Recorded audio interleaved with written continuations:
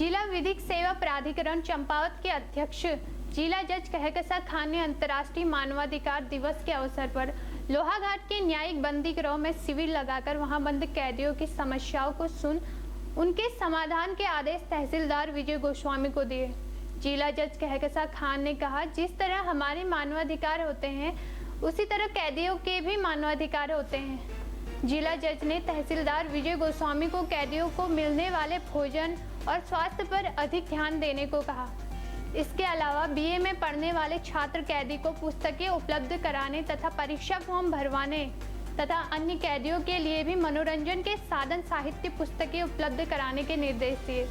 जिला जज ने कहा, जो कैदी वकील नहीं रख पाते उन्हें निःशुल्क अनुभवी वकील उपलब्ध करवाए जाते हैं।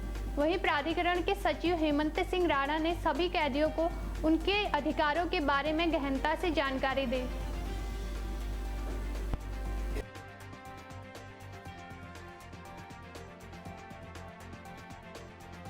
अधिकारों के बारे में हमने कैदियों को समझाया, बताया ज़्यादातर, लेकिन इनमें से लोग ऐसे नहीं हैं जो संविधान या कानून की भाषा को अच्छी तरह समझते हो, तो उनको सरल भाषा में समझाने की कोशिश की गई।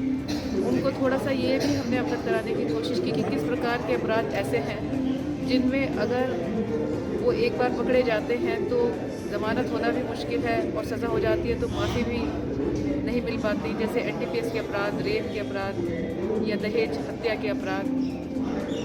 जेल की कंडीशन जो होनी चाहिए आदर्श, वैसी तो यहाँ पर नहीं है स्वाभाविक रूप से, क्योंकि ये जेल है भी नहीं।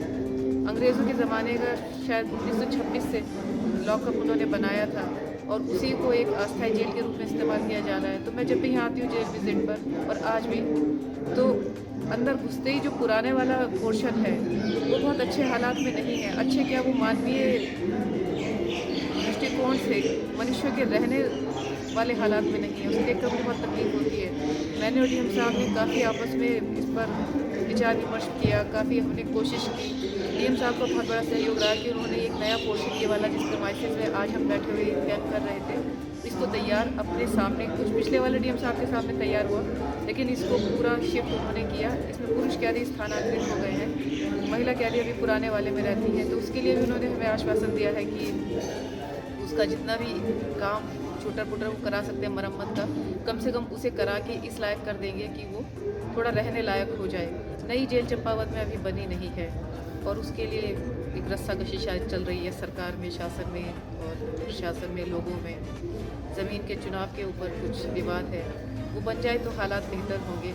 और लोगों को एक, मेरा अपना विचार है कि एक खुली जेल होनी चाहिए और उसमें बाइफर्केशन होना चाहिए, जहाँ कम उम्र के बच्चे 18 से 25 तक के अलग रखे जाएं, 25 से ऊपर वाले अलग रखे जाएं, और जो गंभीर अपराधों के हैं उनकी बैरक थोड़ी अलग हो, और जो कम गंभीर अपराधों के छोटे छोटे मामलों के उनकी बैरक अलग हो। उनके लिए शिक्षा की और स्किल डेवलपमेंट की ये सुविधाएं होनी चाहिए। ये मेरा अपना मानना है और मैं प्रयास करूँगी कि मेरी बात आगे तक किसी मंच तक पहुँचे और सरकार इस पर ध्यान दे, प्रशासन इस पर ध्यान दे।